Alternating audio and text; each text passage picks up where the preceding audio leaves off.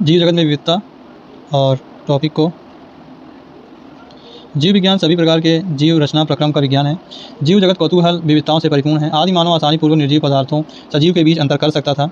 आदि मानव ने कुछ एक निर्जीव पदार्थ जैसे वायु, समुद्र, आग आदि तथा कुछ सजीव प्राणी पौधों में भेद किया था। इन सभी प्रकार के जीवित जीवहीन स्वरूप में उन्होंने सर्वमान्य विशेषताएं पाई। वे उनके द्वारा भय को दूर भगाने के भाव पर आधारित थी। सजीव का वर्णन जिसमें मानव भी शामिल था।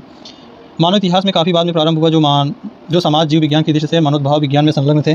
वे जैव वैज्ञानिक ज्ञान में सीमित प्रगति दर्ज कर सके। जीव स्वरूप के वर्गीकी विज्ञान एवं स्मारकी विवरण ने विस्तृत पहचान प्रणाली, नाम पद्धति तथा वर्गीकरण पद्धति की आवश्यकता प्रदान की। इस प्रकार के अध्ययनों का सबसे बड़ा प्रचक्रण सजीवों द्वारा ऊर्ध्वाधर एवं क्षैतिज दोनों ही समानताओं की भागीदारी को मान्यता देना था। वर्तमान के सभी जीवों के परस्पर संबंध और साथ ही पृथ्वी पर आदिकाल वाले सभी जीव के साथ उनके संवादों का रहस्योद्घाटन मानवीय अहंकार और जैव विविधता के संरक्षण के लिए एक सांस्कृतिक आंदोलन के कारण थे।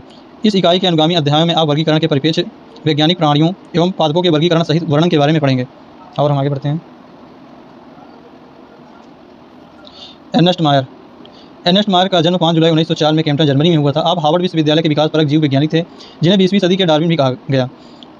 आप अब तक के 100 महान वैज्ञानिकों में से एक थे। मेयर ने सन 1953 में हार्वर्ड विश्वविद्यालय की कला एवं विज्ञान संकाय में नौकरी प्राप्त की और 1975 में अलेक्जेंडर अगासिज प्रोफेसर ऑफ जूलॉजी एमिरिट्स की पदवी के साथ अवकाश प्राप्त किया। आपने 80 साल के कार्य जीवन में आपका पक्षी विज्ञान, वर्गीकरण विज्ञान, प्राणी भूगोल, विकास, वर्गीकी तथा जीव विज्ञान के इतिहास एवं दर्शन आदि पर अनुसंधान केंद्रित रहा। आपने लगभग अकेले ही विकासीय जीव विज्ञान के केंद्रीय प्रश्न जाति विविधता की उत्पत्ति को खड़ा किया, जो कि आज सच है। इसके साथ ही आपने हाल ही में स्वीकृत जीव विज्ञानी जाति वर्गीकी की परिभाषा की अगुवाई की। मेयर को 3 पुरस्कार दिए गए हैं, जिन्हें व्यापक तौर पर जीव विज्ञान के 3 ताजों की संज्ञा दी जाती है। 1983 में बॉल जॉन प्राइज, 1998 में जीव विज्ञान के लिए इंटरनेशनल प्राइज और 1999 में क्राफोर्ड प्राइज। मेयर 100 वर्ष की आयु में 2004 में स्वर्गवासी हो गए और इनका कार्यकाल भी अर्नेस्ट मायर का आप लोग देख लीजिएगा। ये एग्जाम के पॉइंट ऑफ व्यू से बहुत ही ज़्यादा महत्वपूर्ण है। 1904 से 2004।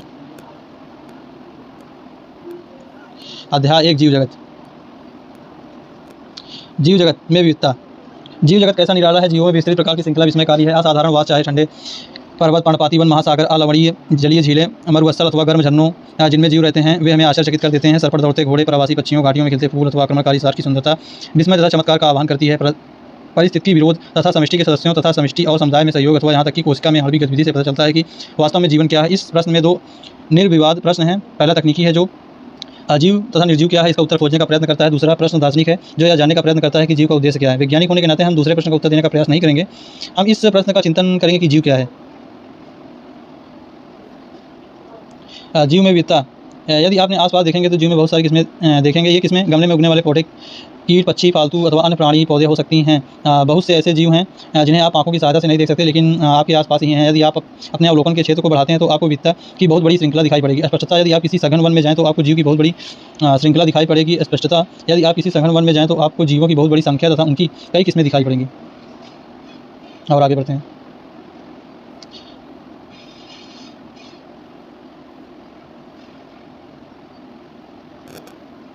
प्रत्येक प्रकार के पौधे, जंतु अथवा जीव जो आप देखते हैं किसी एक जाति स्पीसीज का प्रतीक हैं।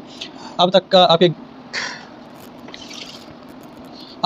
की ज्ञात तथा वर्णित स्पीसीज की संख्या लगभग 1.7 मिलियन अर्थात 1.7 मिलियन से लेकर 1.8 मिलियन तक हो सकती है।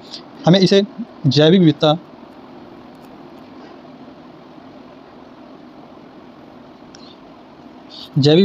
अथवा पृथ्वी पर स्थित जीवों की संख्या का प्रकार कहते हैं। हमें स्मरण रखना चाहिए कि जैसे जैसे हम यहाँ तक कि पुराने क्षेत्रों की खोज करते हैं, हमें नए जीवों का पता लगता रहता है। जैसे कि ऊपर बताया गया है कि विश्व में कई मिलियन पौधे, प्राणी हैं। हम पौधे तथा प्राणियों तथा उनके स्थानीय नाम से जानते हैं। ये स्थानीय नाम एक ही देश के विभिन्न स्थानों के अनुसार बदलते रहते हैं। यदि हमने कोई ऐसी विधि नहीं निकाली जिसके द्वारा हम किसी जीव के विषय में चर्चा कर सकें, जो शायद इससे भ्रमकारी स्थिति पैदा हो सकती है। प्रत्येक जीव का एक मानक नाम होता है, जिससे वह उसी नाम से सारे विश्व में माना जाता है। इस प्रक्रिया को नाम पद्धति कहते हैं। स्पष्टता। नाम पद्धति तभी संभव है जब जीवों का वर्णन सही हो और यह हम जानते हैं कि यह नाम किस जीव का है और इसे पहचानना कहते हैं। अध्ययन को सरल करने के लिए अनेकों वैज्ञानिकों ने प्रत्येक ज्ञात जीवों को वैज्ञानिक नाम देने की प्रक्रिया बनाई है।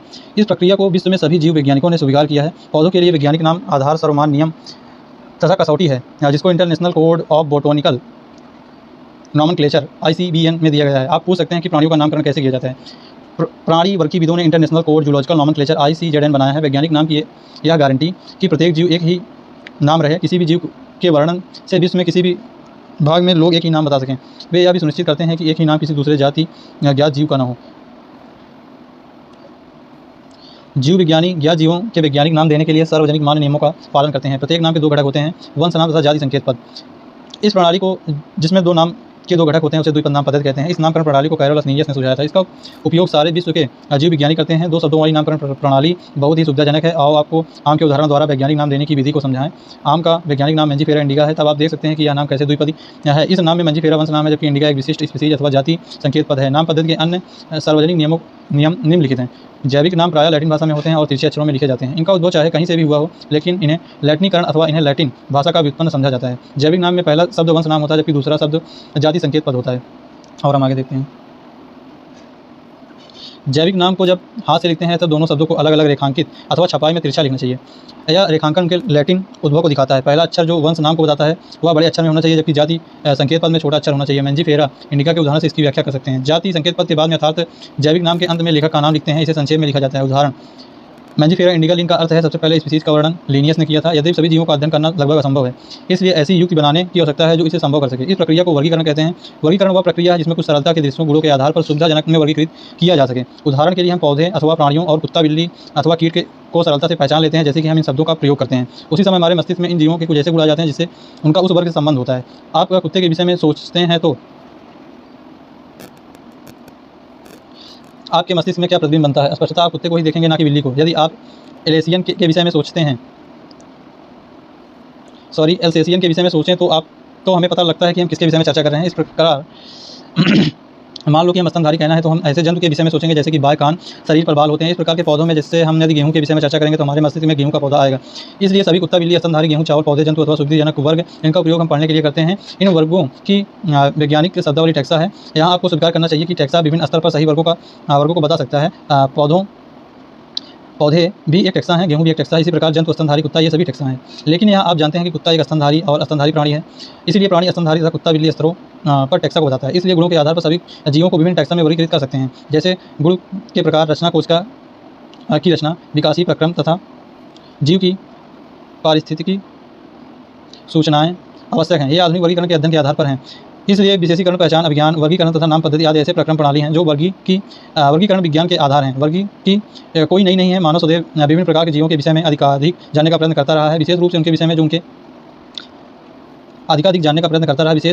विषय में जो उनके लिए अधिक उपयोगी थी।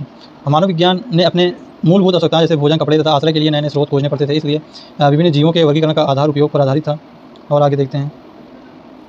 काफ़ी समय से मानव ने विभिन्न प्रकार के जीवों के विषय में जानने और उनकी विविधता सहित उनके संबंध में रुचि लेता रहा है। अध्ययन की इस शाखा को वर्गीकरण पद्धति सिस्टमेटिक्स कहते हैं। सिस्टमेटिक शब्द लैटिन शब्द का सिस्टेमा से आया है, जिसका अर्थ है जीवों की नियमित व्यवस्था। लिनियस ने अपने पब्लिकेशन का टाइटल सिस्टेमा नेचर चुना है। वर्गीकरण पद्धति में पहचान, नाम पद्धति तथा वर्गीकरण को शामिल करके इस क्षेत्र को बढ़ा दिया गया है। वर्गीकरण पद्धति में जीवों के विकासीय संबंध का भी ध्यान रखा गया है। वर्गीय संवर्ग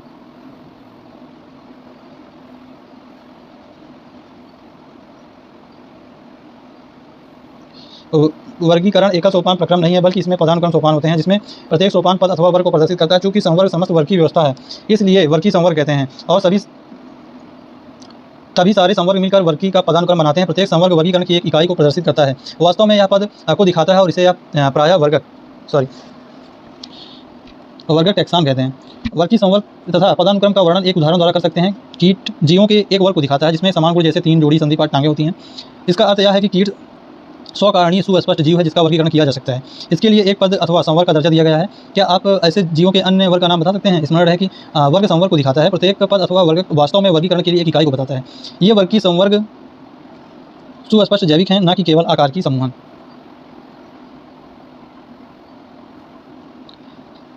सभी ज्ञात जीवों के वर्गीय अध्ययन से सामान्य संवर्ग जैसे जगत, किंगडम, संघ, फाइलम अथवा भाग के पौधों के लिए वर्ग, क्लास, गण, आर्डर, कुल, फैमिली, वंश, जीनस तथा जाति स्पीसीज का विकास हुआ है। पौधों तथा प्राणियों दोनों में ही स्पीसीज सबसे निचले संवर्ग में आती हैं।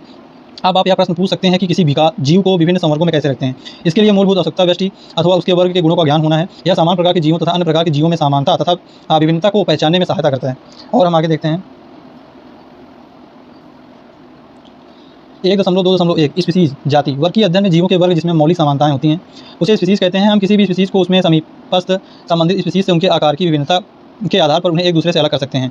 हम इसके लिए मेंजिफेरा इंडिका, आम, सोलेनम, ट्यूबरोसम, आलू तथा पैंथेरा लियोसेर के लिए उदाहरण लेते हैं। इन सभी तीनों नामों में इंडिका, ट्यूबरोसम तथा लियो जाति संकेत पद है, जबकि पहले शब्द मेंजिफेरा, सोलेनम तथा पैंथेरा वंश का नाम है, और टेक्सा है, जबकि पहले शब्द मेंजिफेरा, सोलेनम तथा पैंथेरा वंश के नाम है। और यह टेक्सा अथवा संवर्ग का भी निरूपण करते हैं। प्रत्येक वंश में एक अथवा एक से अधिक जाति का संकेत पद हो सकते हैं, जो विभिन्न जीवों जिसमें आकार की गुण समान हो को दिखाते हैं। और आगे देखते हैं। उदाहरण के लिए पैंथेरा एक जाति संकेत पद है जिसमें टिग्रिस कहते हैं। सोलेनम वंश में नाइग्रिस, मेलॉन्जेना भी आते हैं। मानव जाति की सेपियंस हैं जो होमो में आती हैं, इसलिए मानव विज्ञान का नाम होमो सेपियंस है। 1.2.2 वंश, जीनस, वंश से संबंधित स्पीसीज का एक वर्ग आता है जिसमें स्पीसीज के गुण अन्य वंश में स्थित स्पीसीज की तुलना में समान होते हैं। हम यह कह सकते हैं कि वंश समीपा से संबंधित स्पीसीज का एक समूह है। उदाहरणार्थ आलू, टमाटर तथा बैंगन, ये दोनों अलग अलग स्पीसीज हैं, लेकिन ये सभी सोलेनम वंश में आती हैं। शेर, पैंथेरा, लियो, चीता, पैंथर, पाउडर तथा पैंथर टिग्रिस बहुत से ऐसे गुण हैं वे सभी पैंथेरा वंश में आते हैं, या वंश फेलिस जिसमें बिल्ली आती है से भिन्न है। और आगे बढ़ते हैं। अगला है 1.2.3 कुल। अगला संवर्ग कुल है जिसमें संबंधित वंश आते हैं। वंश स्पीसीज की तुलना में कम समानता प्रदर्शित करते हैं। कुल के वर्गीकरण का आधार पौधों के काई तथा जनन गुण हैं। उदाहरणार्थ पौधों में 3 विभिन्न वंश सोलेनम, पीटूनिया तथा धतूरा को सोलेनेसी कुल में रखते हैं, जबकि प्राणी वंश पैंथेरा जिसमें शेर, बाघ, चीता आते हैं को फेलिस बिल्ली के साथ फेलिडी कुल में रखे जाते हैं। इस प्रकार यदि आप बिल्ली तथा कुत्ते के लक्षण को देखो तो आपको दोनों में कुछ समानताएं और कुछ विभिन्नताएं दिखाई पड़ेंगी। उन्हें क्रमशः 2 विभिन्न कुलों कैनेडी तथा फेलिडी में रखा गया है। 1.2.4 गण, आर्डर। आपने पहले देखा कि संवर्ग जैसे स्पीसीज, वंश तथा कुल समान 3 लक्षणों पर आधारित हैं। प्रायः गण तथा अन्य उच्चतर वर्ग की संवर्ग की पहचान लक्षणों के समूहन के आधार पर करते हैं। गण में उच्चतर वर्ग होने के कारण कुलों में समूह होते हैं जिन्हें कुछ लक्षण एक समान होते हैं। इनमें एक जैसे लक्षण कुल में शामिल विभिन्न वंश की अपेक्षा कम होते हैं। पादप कुल जैसे कॉर्नवोलियोलेसी, सोलेनेसी, पॉलिसोनियलस गण में रखा जाता है। इसका मुख्य आधार पुष्पीय लक्षण है, जबकि प्राणी में कर्निवोरा गण में फेलिडी तथा कैनेडी कुल को रखा गया है। 1.2.5 वर्ग, क्लास। इस संवर्ग में संबंधित गण आते हैं। उदाहरणार्थ प्राइमेटा गण जिसमें बंदर, गोरिल्ला तथा गिब्बन आते हैं, और कार्निवोरा गण जिसमें बाघ, बिल्ली और कुत्ते आते हैं को रखा गया है। वर्ग, क्लास। इस संवर्ग में संबंधित गण आते हैं। उदाहरणार्थ प्राइमेटा गण जिसमें बंदर, गोरिल्ला, गिब्बन आते हैं, और कर्निवोरा गण जिसमें बाघ, बिल्ली तथा कुत्ते आते हैं को मेमोलिया वर्ग में रखा गया है। इसके अतिरिक्त मेमोलिया वर्ग में अन्य गण भी आते हैं। फाइलम। इस वर्ग को जंतु तथा पक्षी तथा स्तनधारी आते हैं। अगले उच्चतर संवर्ग जिसे संघ कहते हैं का निर्माण करते हैं। इन सभी को एक समान गुणों जैसे पृष्ठ, रज्जु, नोटाकार तथा पिष्टी, खोखला, तंत्रिका तंत्र होने का आधार पर कॉर्डेटा संघ में रखा गया है। पौधों में इन वर्गों जैसे कुछ ही एक समान लक्षण होते हैं को उच्चतर संवर्ग भाग डिवीजन में रखा गया है। जाति 1.2.7 जगत, किंगडम। के वर्गीय तंत्र के विभिन्न संघों उच्चतम संवर्ग जगत में रखा गया है, जबकि पादप जगत में विभिन्न भाग डिवीजन के सभी पौधों में रखा गया है। विभिन्न संघों के सभी प्राणियों को एक अलग जगत में एनिमेलिया में रखा गया, जिससे कि उन्हें पौधों से अलग किया जा सके। पौधों को प्लांटी जगत में रखा जाता है। भविष्य में हम इन्हें 2 वर्गों के जंतुओं तथा पादप जगत कहेंगे। इन सभी स्पीसीज से लेकर जगत तक विभिन्न वर्गीय संवर्ग को आरोही क्रम में दिखाया गया है। ये संवर्ग हैं, यद्यपि वर्गीय विज्ञानियों ने इन्हें पदानुक्रम में उप संवर्ग भी बताए हैं। इसमें सभी विभिन्न टैक्सा का उचित विज्ञान स्थान देने में सुविधा होती है। चित्र 1.1 पदानुक्रम को देखो। क्या आप इस व्यवस्था के आधार पर स्मरण कर सकते हो? उदाहरण के लिए जैसे जैसे हम स्पीसीज को जगत की ओर से ऊपर जाते हैं, वैसे ही समान गुणों में कमी आ जाती है।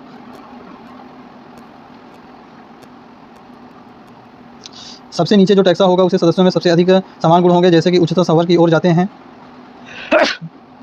सॉरी दोस्तों, और कंटिन्यू करते हैं, उसी स्तर पर अन्य टैक्सा के संबंध में निर्धारित करना अधिक कठिन हो जाता है। इसलिए वर्गीकरण की समस्या और भी जटिल हो जाती है। तालिका में कुछ सामान्य जीवों जैसे घरेलू मक्खी, मानव, आम तथा गेहूं के विभिन्न वर्गीय संवर्गों को दिखाया गया है।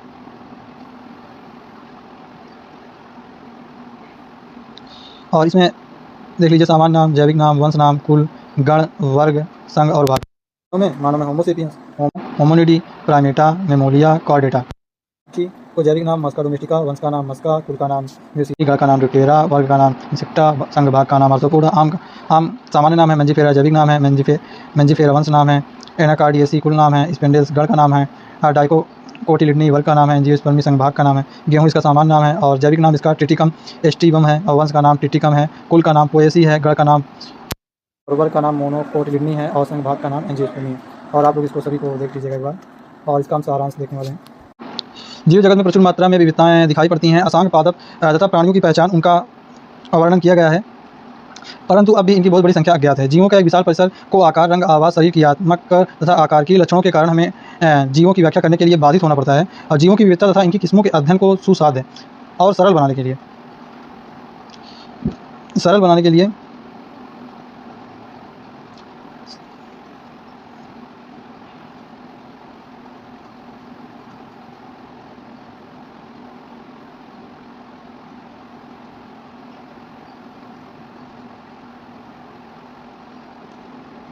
सरल बनाने के लिए जीव विज्ञानियों ने कुछ नियम तथा सिद्धांत का प्रतिपादन किया है, जिससे जीवों की पहचान, उनका नाम, पद्धति तथा वर्गीकरण संभव हो सके। ज्ञान की इस शाखा को वर्गी का नाम दिया गया है। पादपों तथा प्राणियों के विभिन्न स्पीसीज के वर्गीय अध्ययन कृषि वानिकी हमारे जैव संसाधन विभिन्नता के सामान्य ज्ञान में लाभदायक सिद्ध हुए हैं। वर्गी के मूलभूत आधार जैसे जीवों की पहचान, उनका नामकरण तथा वर्गीकरण विश्वव्यापी रूप से अंतर्राष्ट्रीय कोड के अंतर्गत विकसित किया गया है। समरूपता तथा विभिन्नताओं के आधार पर मानकर प्रत्येक जीव को पहचाना गया है, उसे द्विपद नाम दिया गया है। सही वैज्ञानिक तंत्र के अनुसार द्विपद नाम पद्धति जीव वैज्ञानिक नाम के 2 शब्दों से मिलकर बना होता है और दिया भी जा सकता है।